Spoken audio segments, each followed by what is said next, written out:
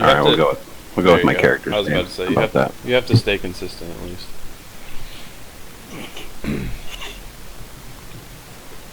I love bad bitches in my fucking prime. Okay, so who do I have messed up in the journal? Scott, you? Mine has nothing in mine, so. Okay, that's because I need to change you. Yeah. And Scotty. Alright, so when we start, I would like to go around, and just for roleplay purposes, everybody introduce your character. Go through name, what you look like, your background, and all that cool stuff. Alright? Thumbs up? Sounds good. Cool. T-Pac's already... Alright, I gotta get a beer now that T-Pac's drinking. I'll be right back.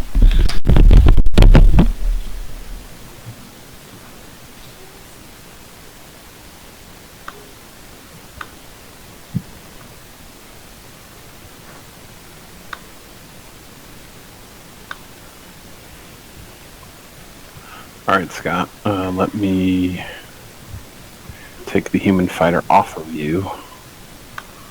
I put the wizard on you.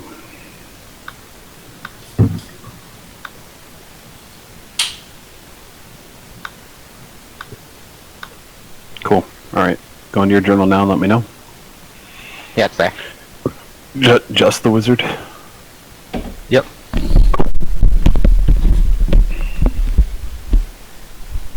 Oh, that's delicious. What'd you say? I was just making sure. Okay, Kevin, go in your journal, make sure you can see your fighter. Humans fighter. Can I change the name?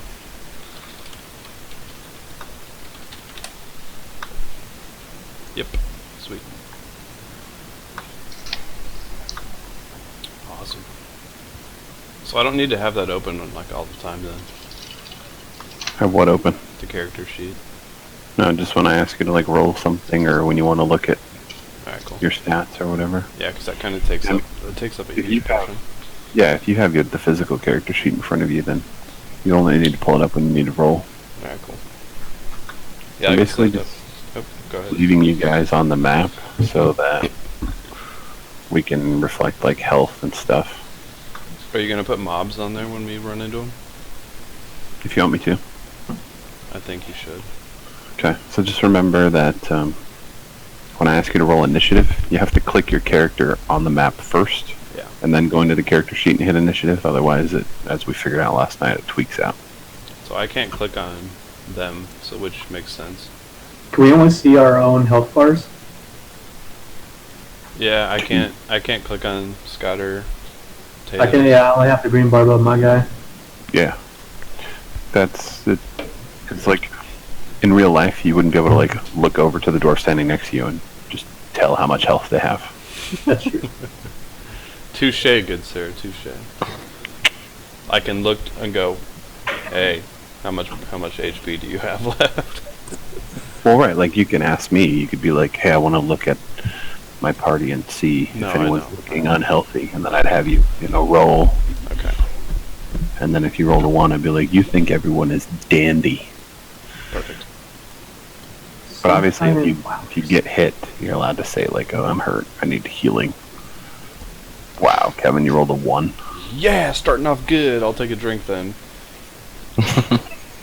I'm used to 4U2 where the cleric, I think they got an at-will healing ability. And right now I only have like the level 1 healing. Right. Yeah. Level 4th edition's all about like going and going, like I said. There's healing up the ass because everyone has the healing surges and... Right, healing surges, clerics can heal at will, wizards can freaking cast spells at will. Like, they did give wizards a couple decent cantrips in this one, which is nice. So at least they always have like a decent basic attack to me. Right, because it's not like you can stand there and swing your sword, you're not Gandalf. Right. Dude, Gandalf is a badass. Oh my God. I should be Gandalf. You should have been Gandalf. That should have been your name. Gandalf the White Gray Man. Alright, so, you guys about ready to get started? I'm ready. Let's do it.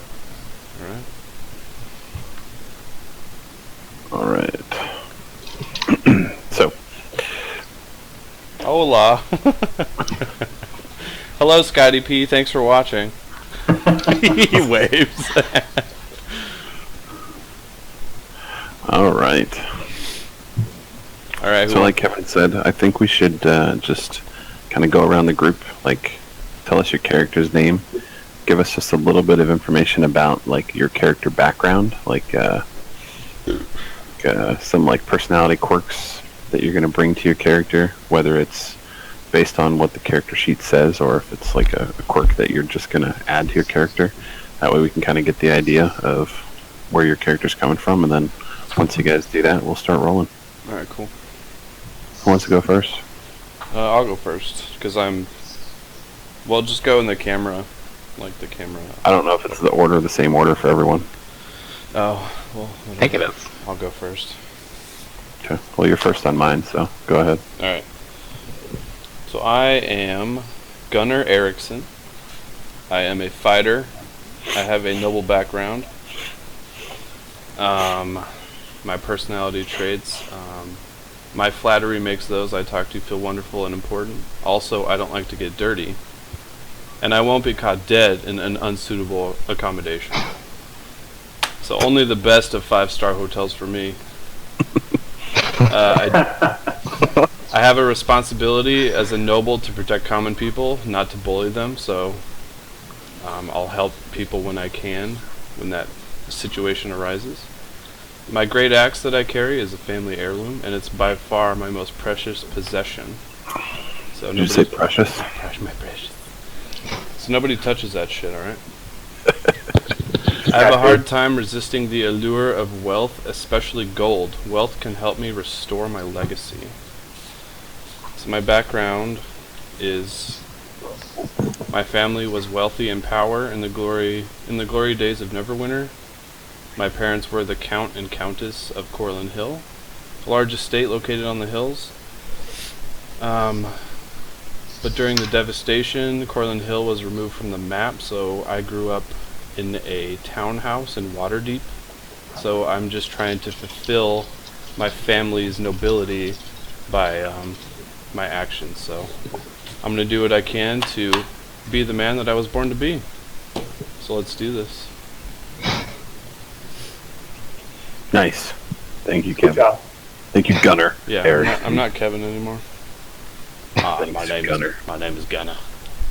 All right, Miller Fizzy Breath. All right.